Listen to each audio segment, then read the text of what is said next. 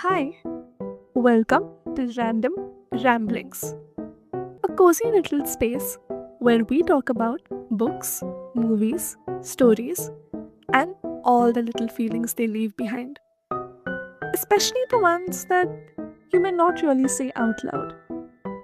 I'm really glad you're here.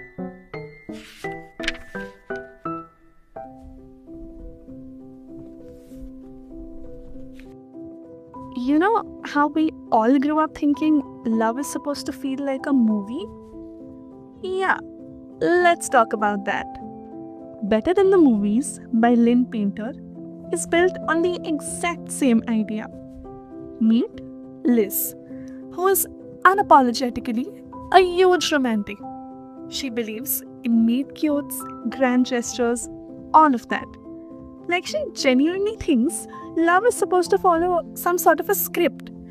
And if she just gets everything right, then her story will turn out exactly how it's meant to be. She has this whole plan in her head. There's her childhood crush she's been holding on to for years. This version of her future that already feels decided. But then life does what always does best. It goes completely off script. She ends up spending time with someone who does not fit into her original plan at all. Like, he's annoying, a little too familiar, definitely not part of her idea. And I think that's what makes this story feel so comforting. Because you already know where it's headed. But I think that's what makes it better. It makes it feel like a typical early 90s and 2000s rom-com. It's warm, fuzzy, comforting, like a hot cup of coffee on a cold winter evening. It's light, it's easy. There's banter, fake dating, miscommunication, awkward moments. It's the kind of book where you don't have to think too much. But somewhere between all of that, something quieter is happening. Because Liz isn't just chasing love, she's chasing certainty. She wants to believe that if something looks right, if it follows all the rules that she's learned from the movies, then it has to be right. And I don't know, that part stayed with me much more than I expected. Because I think a lot of us grew up with the same belief that love should be loud, obvious, undeniable. Like, you shouldn't have to question it. But real life doesn't really work like that. Love doesn't always come with a soundtrack. Sometimes it's quiet, sometimes it's confusing, sometimes it looks nothing like you imagined. But honestly, that is what makes it very real.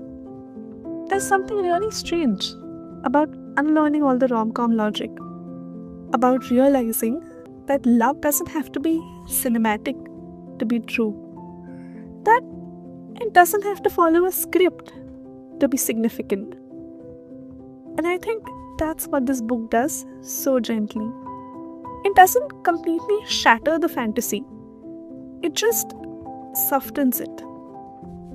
It reminds you that the feeling you were chasing, the warmth, the connection, the sense of being seen, it can still exist, even if the story looks just a little different. Even if it's quieter, even if it doesn't come the way you expected. And I think that's why it works. Not because it's complex or groundbreaking, just because it feels like a hug.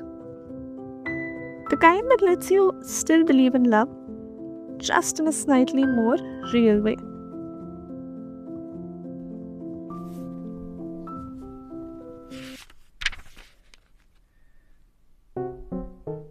I don't know, but I feel stories sure do have a way of staying with us. And if this one stayed with you too, then I'll see you in the next episode. Until then, take care, okay?